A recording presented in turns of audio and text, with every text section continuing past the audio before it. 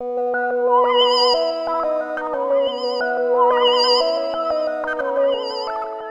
son las fuentes eficientes del derecho?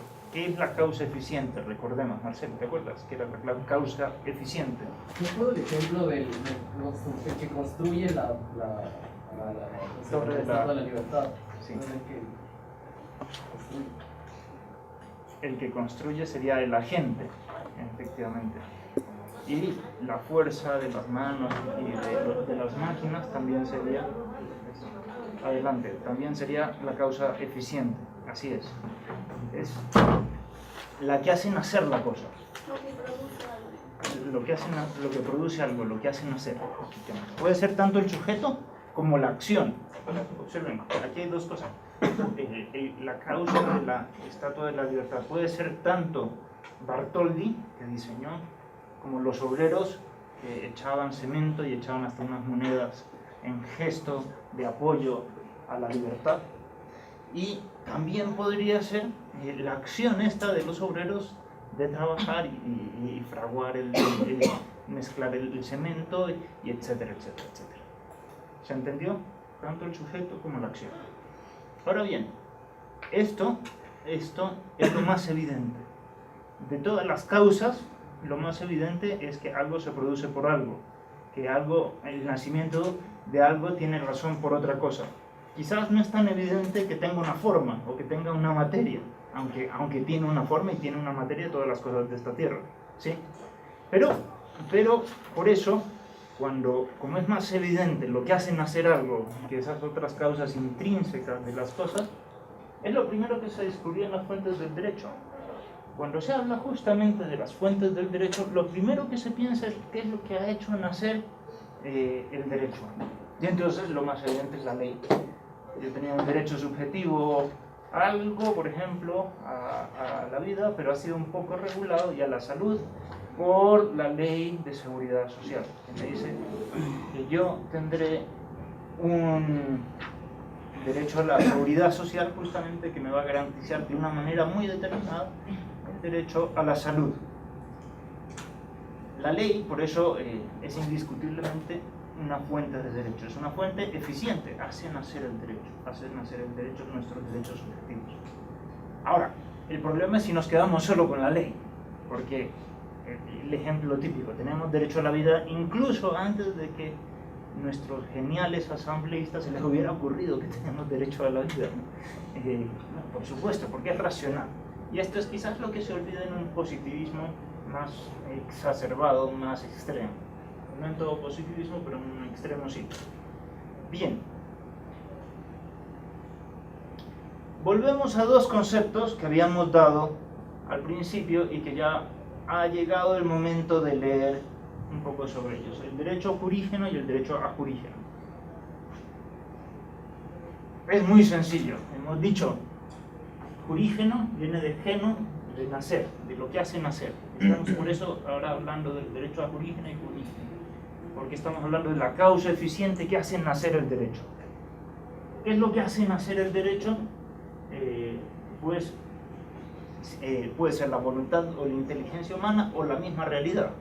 Es ajurígeno cuando no ha nacido por causa del hombre, y es ajurígeno cuando no ha nacido por causa del hombre. Es decir, le viene dado, el hombre simplemente lo conoce, ¿no? No podemos decir que un marcador sirve para llamar por teléfono, ¿no? Como decíamos, eso no depende de lo que quiere el hombre. En cambio, sí podemos decir que las leyes nacen del hombre. Obviamente han sido medidas primero por la realidad, han sido delimitadas. Por eso, de aquí ya vamos a las diapositivas.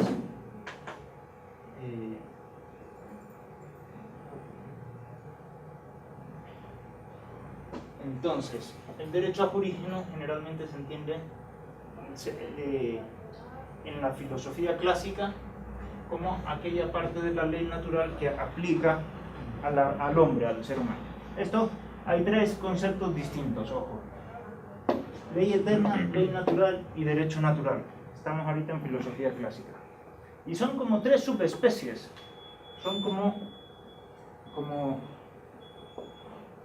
tres grandes conjuntos, uno metido en el otro. La ley eterna, esto ya es una visión más clásica, más estoica, es la que gobierna todo. Es la que gobierna que las manzanas caigan, por ejemplo, a 9.81. Perdona. ¿81 seguro? Sí, 9.81. Es la aceleración gravitacional. No. Aquí en Quito es 8.79. 9.79. Sí, porque estamos más lejos del centro de la Tierra. En cambio, sí, en cambio en el Polo Norte es 9.81. Aquí somos más flaquitos.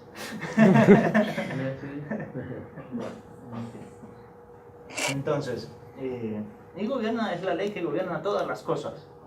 Dentro de esa ley hay la ley natural, que es la que gobierna a los seres libres.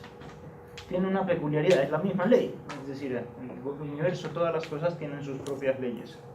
Es la misma ley, el problema es que puede cumplirse o incumplirse, porque estamos ante la libertad humana. Obviamente, es razonable que se cuide y se respete la vida de todo el mundo, pero hay asesinos. ¿Sí? Y bien, dentro de esa ley, en el esquema clásico, hay dos tipos de normas. Unas meramente morales y otras que tienen que ver con lo jurídico, que tienen que ver con la justicia. Esta parte de aquí, bueno, las otras, estas son normas morales y normas jurídicas, o derecho natural, más o menos, ¿no? Todo lo razonable. Aquí todo esto es razonable. Bien, este es el esquema clásico, lo pongo aquí el esquema clásico en el código para que lo conozcamos. Es parte del derecho aborígeno, el derecho natural, y aquí hay diferentes nociones de derecho natural. En el fondo, el derecho, estamos hablando del derecho aborígeno y jurígeno. Una pregunta clásica, esto es de derecho natural. ¿Todo el derecho es natural o no? No todo derecho es natural. Pero tiene su base en el de derecho alguna manera natural. sí, porque si es que positivizas algo que ¿Qué es lo natural, contrario? sigue ¿Qué es siendo lo natural, contrario pero del derecho Es que natural? si voy a ir a 90 Lo kilómetros, antinatura. ir a 90 kilómetros por hora en occidental es ley, pero no es natural, es un derecho que no es natural. Entonces, solo hago esta pregunta. No tienes derecho a la movilidad, ¿Qué que es? es natural. Sí, pero no a 90 kilómetros por hora. Es que Entonces, Pero- aquí pero viene tiene un su tema. base en el Hay dos natural. definiciones de derecho natural. Mi respuesta es sí y no. Sino todo lo contrario. Todos tienen la razón. Todos ganan. Sobre todo los mismos. Porque hay una noción de derecho natural que es decir, ¿qué es lo contrario a lo natural? Lo antinatura. Un derecho no puede ser contrario a la naturaleza. Y ya visto desde el punto de vista de la pirámide invertida, la realidad ofrece sus leyes naturales, pero muy amplias, con muchas opciones. Lo que hay que hacer es concretarlas. ¿Sí? En ese sentido, no hay nada que pueda ser contra natura. Todo el derecho sería natural. Ahora, no todo derecho es determinado por la naturaleza. Más bien, la gran mayoría puede ser determinado por la voluntad y la inteligencia humana. ¿Sí? En ese sentido no es derecho natural. Por eso, aquí hablamos de un derecho natural total, ¿sí? Que comprende todo el ordenamiento, y ese es el primer sentido, y un derecho natural dado o no dado. Entonces ahí lo identificamos con el derecho jurígeno o ajurígeno. Por eso es que tenemos esos términos, para no confundirnos de qué tipo de derecho natural estamos hablando. Y hay el derecho natural positivizado, por ejemplo, el derecho a la vida o a la libertad de expresión o a la propiedad en los pactos de derechos humanos. Bien, de esto las propiedades de la ley natural, obviamente, esto ya lo hemos estudiado, ¿no? Es universal, se aplica a todo, es inmutable, inderogable, intangible, indisponible. ¿Sí? Esto se entiende porque depende más de la realidad que de otras cosas. ¿Se entienden cada una de estas palabras? Intangibilidad, por ejemplo. ¿Qué significa intangibilidad? No es tangible. Que no tiene un sustrato Tanger es material. tocar, que no se pueden tocar, muy bien. Inalienabilidad, ¿qué significa Que nadie inalienabilidad? nos puede privilegiar. Ah, casi. No sé que nadie nos puede quitar. ¿Quiénes son los aliens? Los otros. Los otros, efectivamente. Sí, The others. The others. Una película. Que no puede ser de otra persona, efectivamente, ¿no? Incondicionalidad, etcétera, ¿no? A veces pregunto esto y siempre hay alguna persona que pone algo raro, porque todos son ¿no? Me ponen inderogable, imperdonable, inolvidable. De otra yo creo que lo habrá puesto por chiste, inoxidable. No, no tiene nada que ver con eso. Bueno, realmente para esta clase hay que ver muchas cosas, por eso voy saltando más cosas. Y bueno, aquí está el Tratado de Derecho Jurígeno y todo el Tratado de Información, fuentes del derecho jurígeno, que es obviamente la voluntad y la inteligencia. Y la voluntad y la inteligencia del derecho jurídico, ¿no? La inteligencia puede tener una cultura determinada y concretar qué va a ser derecho, o la misma voluntad a través de las normas. Muy bien. Ahora vamos a ver, sobre todo si vamos aquí a ver ya las fuentes. Estábamos ahorita en el capítulo de arriba y vamos a las fuentes de abajo. ¿Qué son las fuentes eficientes? ¿Alcanzan a ver aquí? Hay 4 tipos de fuentes eficientes que hacen nacer el derecho. Hemos dicho, hemos hablado de 2, de las concepciones jurídicas y de la voluntad. Aquí le vamos a llamar actuación jurídica. La voluntad tiene que ver con la actuación jurídica. ¿Estamos hasta ahí? Pero sucede que también hay una fuente de derecho eficiente de derecho ajurígeno. Es decir, algo que no depende de la voluntad del hombre. Que lo estudian muy bien los que estudian derecho de las obligaciones y se olvidan absolutamente todos los que hacen los tratados de introducción al derecho. Absolutamente, esto es impresionante. Son los hechos jurídicos. Y el ejemplo clásico es el aluvión, que lo hemos puesto ya en clase el ejemplo, ¿no? Si se anega todo un terreno, uno ha perdido el terreno, ¿no? Si el mar se lleva todos los terrenos desapareció una isla, ya no tengo derecho a la propiedad de esto, ¿no? Como sucedió con el tsunami. Y al contrario, si se seca un río, tengo más terreno, he extendido mi propiedad. Esos son hechos que desde luego no dependen de la voluntad ni de la inteligencia humana. Estos son hechos que hacen a crecer o decrecer derechos, simplemente, ¿sí? Bien, entonces tenemos los hechos, las concepciones jurídicas y la actuación jurídica. La actuación, repito, es todo lo que tiene que ver con la voluntad. Bien. Y además tenemos las fuentes mixtas. Hay cosas que no es tan claro que es propio de la inteligencia y que es propio de la voluntad y que es propio de los hechos también, ¿no? Entonces vamos a ver si saben clasificar en estos 4. Vamos a poner ejemplos y vamos a dar la oportunidad de una competencia. Ahí ¿Quiénes? A ver, ¿a qué fuente pertenecen las leyes de la Asamblea? ¿Qué tipo de fuente es? Actuación jurídica. Actuación jurídica, sí. Actuación jurídica que es por la voluntad. Muy bien. ¿A qué tipo de leyes pertenece, por ejemplo, de fuentes del derecho, la analogía? La analogía. La analogía es una forma de interpretar derechos que Concepciones. hacen nacer nuevos derechos, curiosamente. Concepciones. ¿O las concepciones? Concepciones jurídicas, efectivamente, ahí las pondremos. ¿A qué tipo de fuente del derecho pertenece? Bueno, el aluvión ya hemos dicho, serían hechos jurídicos, ¿no? La costumbre. Mixto. Mixta. Mixto. ¿Pero por qué? Porque tiene parte de hecho, Está parte de hecho concepción. jurídico y parte de Definición de costumbre. Es aquellas cosas que se repiten, eso sería un hecho o voluntad. Ahí está mezclado hechos, voluntad, pero con conciencia de que es obligatorio. Porque yo puedo repetir muchas veces todos los días, ¿no? Llegar a la clase y bostezar todos los días, ¿no? Qué aburrimiento. Y eso no es costumbre jurídica porque no hay la concepción de que hay la obligación de bostezar, ¿no? Es un hecho que se repite igual, y etc., ¿no?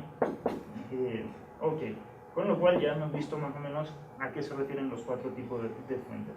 Esto puede ser de lo más importante de la materia si está escrito en el sílabo. Dedicaremos prácticamente una semana a cada uno, más o menos. Hoy día veremos hechos y concepciones jurídicas, una parte. La próxima semana otras concepciones jurídicas. Ya definimos toda la parte de interpretación de las normas y otras cosas más. Después actuación jurídica y fuentes mixtas.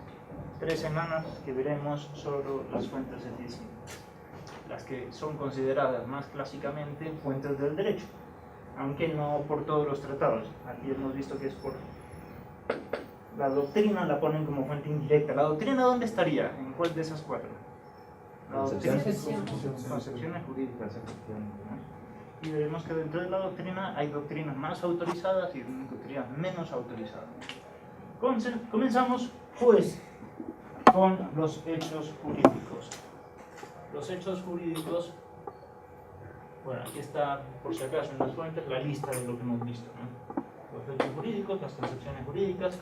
Hay 3 tipos de concepciones jurídicas, y esto ya lo veremos: las naturales, las culturales y las erradas.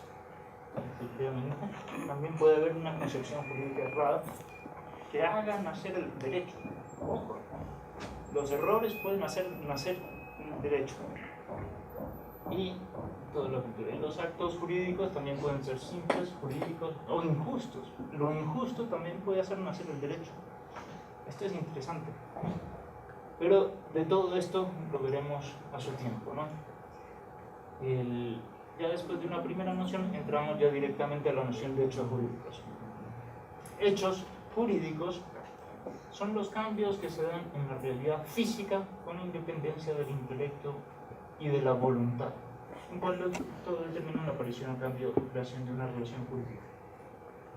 Yo creo que se entendió.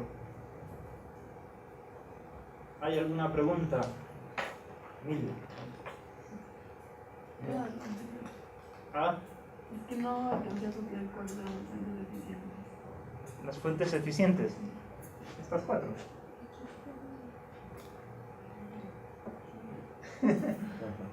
Hechos, concepciones, actuación y fuentes mixtas.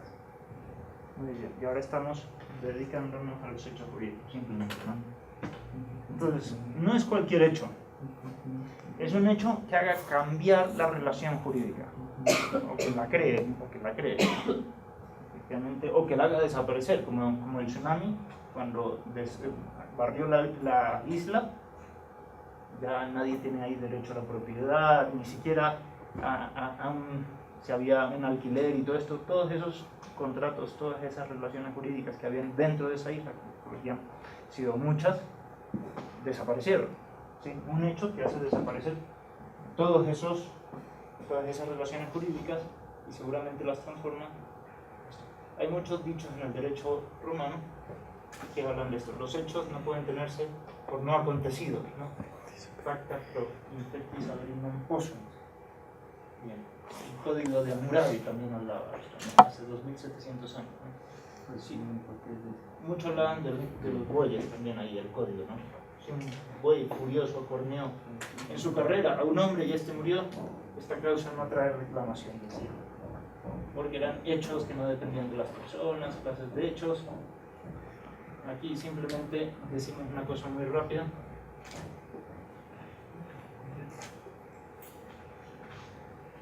Los hechos dependen de la naturaleza, las concepciones de la inteligencia, la actuación de la voluntad. ¿Sí? Y estoy aquí siguiendo a los tratadistas clásicos de derecho de las obligaciones, del derecho civil. Entonces dicen, hay cosas que se deben a la voluntad humana, al ser humano. Entonces, por ejemplo, yo le pateé a Pablo, ¿no? ¿Eso qué es? Propio de la voluntad. Ahora, distinto es si justamente digo, por una causa involuntaria yo estornudo y, en fin, o yo me caigo y tropiezo, ahí ya no hay voluntad humana, ¿no? O incluso una cosa más evidente, ¿no? Los músculos lisos. ¿Conocen el concepto de músculos lisos? Se mueve por sí solo. Por sí solo, sin la voluntad. El corazón es un músculo liso, los pulmones son músculos lisos. Por eso cuesta tanto reactivarlos después. ¿Sí? Entonces, ¿qué sucede con los músculos lisos? Esos son cosas humanas, ¿sí o no? Absolutamente humanas, del corazón, ¿no? Pero lo que hacen ellos es propio de la voluntad, de la inteligencia o de la naturaleza. De la naturaleza, son hechos, aunque son hechos personales. Observen esto, ¿no? Esto es lo que se está diciendo, hechos personales, hechos que suceden dentro de mi persona, que yo no puedo, están más allá de mí, ¿sí? Y esto tiene un tratamiento jurídico, no como actos voluntarios, sino como hechos. Bueno, listo, de los hechos no voy a decir nada más. Bueno, esta cláusula rebus sic stantibus es muy famosa en el tema de los tratados, es poco famosa en el derecho de los contratos, es casi nada considerada como fuente del derecho, pero es fuente del derecho, ¿no? La cláusula rebus sic stantibus. ¿Qué significa la cláusula? Primero la traducción, rebus, cosas, sic, así, stantibus, mientras estén así, mientras las cosas estén así, ¿no? Entonces, yo soy un profesor muy exigente, como se habrán dado cuenta, y puede ser que un buen día estén bombardeando Quito, ¿no? Y yo veo que son las 9 en punto y es la hora de dar clase y están cayendo bombas y yo entro y no veo a nadie, ¿no? Abro mi computador y comienzo a decir Katy, falta, ¿no? Y están cayendo bombas, así se está cayendo el techo y todo esto, ¿no? Qué responsables. Faltan, nadie ha llegado. Bueno. ¿Qué pasaría? ¿Qué ustedes pensarían? Que estoy loco totalmente, ¿no? Pero totalmente. ¿Por qué? Porque rebus sic stantibus. Es decir, hay que tomar la lista mientras las cosas estén como se habían pensado para tomar lista. ¿Se entiende? Si han cambiado tanto las circunstancias, no hay que venir a clases, ¿sí? Más bien hay que protegerse, ¿sí? Han cambiado demasiado las circunstancias. En los pactos de derecho internacional también dice, bueno, está implícita la cláusula rebus sic stantibus. El tratado de derecho internacional vale mientras las cosas estén así. Es decir, por ejemplo, si cambia la geografía, digo, el tratado de límites que va por por ejemplo, las cumbres de los montes más altos, obviamente va a cambiar, porque ya las cosas no siguen estando igual. ¿Se entiende? O si se firmó un tratado para hacerle frente a una potencia enemiga, la potencia enemiga ya no está, ya no vale el tratado, porque rebus sic stantibus, han cambiado las cosas. Se supone al lado de pactas un se manda. Sí. Bueno, y en los contratos civiles esto a veces no se pone.